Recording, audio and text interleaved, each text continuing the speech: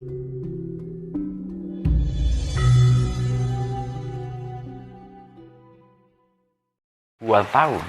hadir di wadah di era zaman sekarang, itu tujuannya apa, Pak?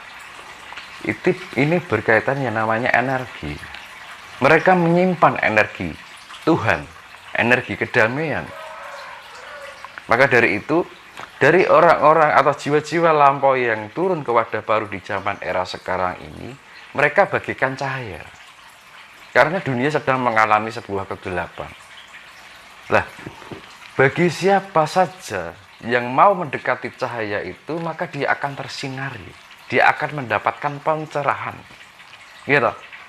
Walaupun jiwanya itu hanya belum mengalami perjalanan jiwa yang panjang, tetapi ketika dia mau, makanya istilahnya bejo bejane wong lali sesugi hayuning kabejan wong kang eling namas padha, maka mereka akan mendekat pada sebuah cahaya itu. Misalkan ini ada cahaya nih, wah itu ada lampu nih, ya kan? Mereka akan mendekat. Tetapi bagi yang nggak eling, ya dia masih terjebak pada zona nyamannya dia, kan gitu. Maka dari itu kan fungsinya jiwa-jiwa lampau ini ibaratnya di sini kasih satu tiang cahaya, terus di sana kasih satu tiang cahaya, di sana kasih satu tiang cahaya. Akhirnya orang pada mencari cahaya, mendekatkan di mana letak keberadaan cahaya itu, dan akhirnya mereka mendapatkan pencerahan. Lah orang yang menginginkan mendapatkan pencerahan itu yang dibilang wong sing eling lan waspada. Maka dari itu kuncinya, ketika kita walaupun jiwa kita masih belum mengalami perjalanan panjang dalam jiwa itu, maka dasar utama adalah eling lan waspada. Dengan eling lan waspada itu nanti akan cenderung akan diarahkan pada cahaya, letak di mana letak cahaya itu sudah singgah. Akhirnya mereka menerima pencerahan, menerima cahaya terang. Dan cahaya terang itu berasal dari mana? Cahaya Tuhan yang sifatnya memberikan kedamaian, memberikan sebuah kesadaran, memberikan sebuah kecerahan. Nah itu, berarti mendekat kepada Tuhan ini. Iya, itu pada Sang istilahnya. Maha Cahaya, ya. Iya, leluhur jiwa lampau itu mewakili Tuhan itu sendiri sebenarnya. Karena mereka sudah melampaui yang namanya titik nol. Jadi mungkin bagi para penganut yang agamanya apa, mungkin bisa melakukan ibadah, yang agamanya B bisa melakukan ibadah apa, tentunya nanti tujuannya untuk mendekatkan diri kepada Tuhan gitu. Iya. Oke, ini terkait masih dengan tema yang tadi. Saya ingin tanya kepada Mas Tinus kali ini tentang bagaimana cara menyelaraskan tujuan hidup pribadi dengan nilai-nilai spiritual. Jadi kita kan harus bisa menyelaraskan tujuan hidup ini dengan nilai-nilai spiritual tentunya. Yeah. Nah ini kan memang ya sangat-sangat tidak mudah untuk menyelaraskan ini, apalagi di kehidupan modern yang serba glamor, serba materialistis dan sebagainya. Silakan Mas. Makanya itu kan saya kembalikan, kan tadi kan menempuh damai ya, dengan jalan damai, menempuh damai dengan jalan damai. Maka ada istilah kita harus bisa berdamai dengan diri sendiri. Artinya kita harus mengurangi konflik-konflik yang terjadi. Sesuatu ketidakdamaian itu bagian dari konflik, gitu. Termasuk mungkin menyembuhkan luka batin.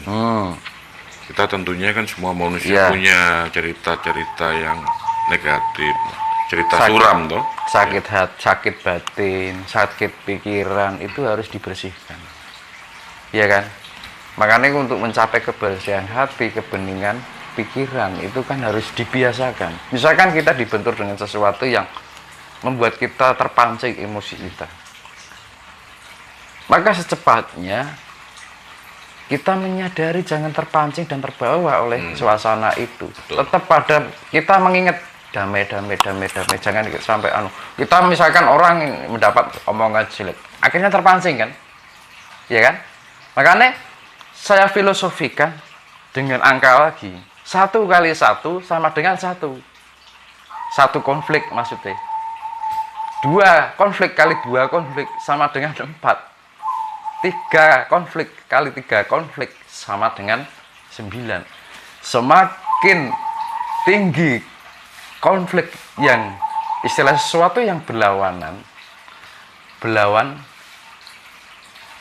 dengan berlawan, perlawanan dilawan dengan perlawanan, ya kan? Akhirnya semakin besar, semakin tinggi konflik itu. Maka setiap kita mengalami keberlawanan itu, jangan sampai kita balas dengan perlawanan.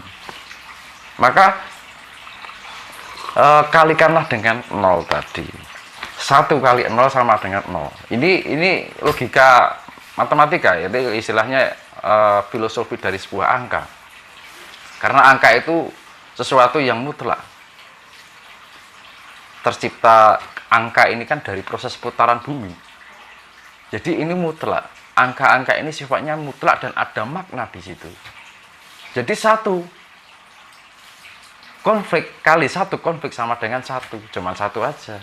2 konflik akhirnya dilawan dengan 2 konflik menjadi 4, tambah besar kan.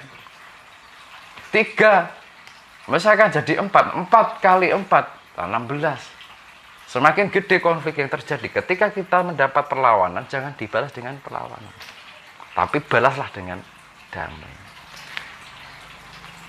Maka untuk memecahkan konflik ini tidak terjadi, hadapilah dengan sebuah kedamaian itu. Dengan cara tersenyum, dengan cara mengalah, dengan cara menghindar, dengan cara mengabaikan agar tidak terpikirkan, terbawa perasaan, berusaha belajar damai. Maka saya kembalikan, damai kan ibarat sesuatu yang tidak biasa, ya kan? Membiasakan sesuatu yang tidak biasa untuk dibiasakan agar terbiasa dan akhirnya menjadi kebiasaan. Prosesnya kan itu. Maka ketika kita mendapat perlawanan, itu kan konflik. Jangan kita lawan. Misalkan kita jawab aja, terima kasih atas ucapanmu. Semoga kamu diberikan kesadaran, atau didoakan semoga kamu berikan kesadaran atau eling, atau menghindar, gitu. Kan banyak cara itu untuk tidak kita terbawa untuk akhirnya melawan. Karena apa? Melawan itu sesuatu yang sifatnya kita harus mengeluarkan energi, menguras energi, gitu.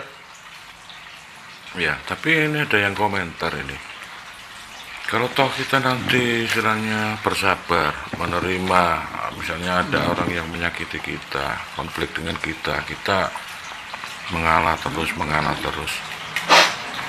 Itu kan sampai kapan kita mengalah terus? Ini jangan-jangan kita terus nanti tambah runyam, tambah diinjak-injak.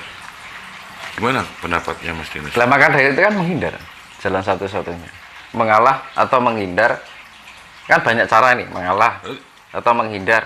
Karena gini, ketika kita berada di jalan, benar-benar di jalan Tuhan, yang namanya damai itu, pasti suatu saat akan menerima keberuntungan. Tuhan itu tidak sejahat itu. Jika manusia mengalah itu, akan terjadi kekalahan. Itu mindset manusia itu sendiri, pikiran manusia itu sendiri, kehaluan dari pikiran manusia itu sendiri. Tetapi kekuatan Tuhan itu adalah kekuatan yang paling dahsyat. Angka 0 itu bisa meleburkan segala konflik, yaitu damai. Maka dalam ajaran Buddha pun adalah satu-satunya adalah damai, cinta kasih, ya kan? Kita membawakan sifat Tuhan, cinta kasih dengan suasana yang damai. Damai kan adalah suasana, sedangkan cinta kasih adalah sifat, ya kan? Nah, ketika kita melakukan suatu perlawanan, kita kan harus butuh energi dan harus menguras energi. Ketika kita butuh energi dan menguras energi, itu akan menyalakan vibrasi kita. Ketika saat vibrasi itu merendah, maka frekuensi kita juga akan rendah. Cahaya kita akan buruk, dan terciptanya cahaya yang buruk ini akan memperburuk kehidupan kita sendiri. Kan gitu. Iya.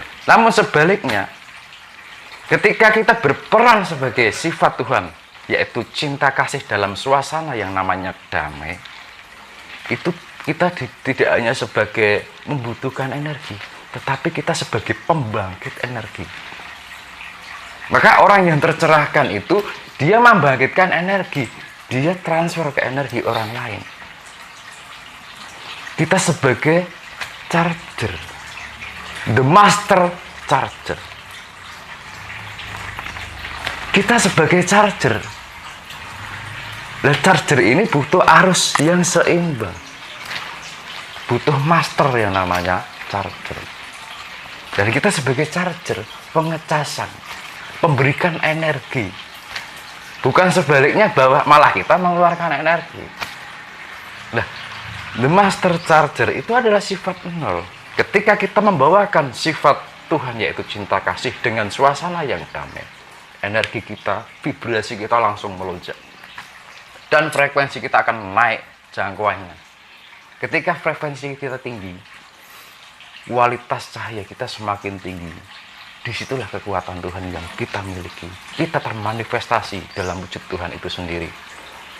Dan di situ kita akan bisa memberikan energi. Mana ada orang bisa memberikan energi orang lain tanpa jalan spiritual? Tidak ada. Itu bisa melakukan penyembuhan secara psikis orang, bisa disembuhkan dengan sebuah energi. Rata-rata orang spiritual, mereka menyalurkan sebuah energi. Mereka menjadi charger, melakukan charging. Ini relate dengan Wu Wei memang. Konsep Wu Wei yang diajarkan Lao Tzu itu memang sepertinya memang mengajarkan dalam kepasifan, dalam tanda kutip tadi. Sepertinya kita memang pasif, tapi dalam kepasifan, kediaman kita itu memang ada power yang tersembunyi di situ. Oke, mungkin saya beralih ini tentang masalah salah seorang ini tentang spiritualitas. Ada yang ada yang sering mengatakan bahwa spiritualitas itu termasuk menghilangkan kemelekatan, keakuan, ego dan sebagainya. Iya.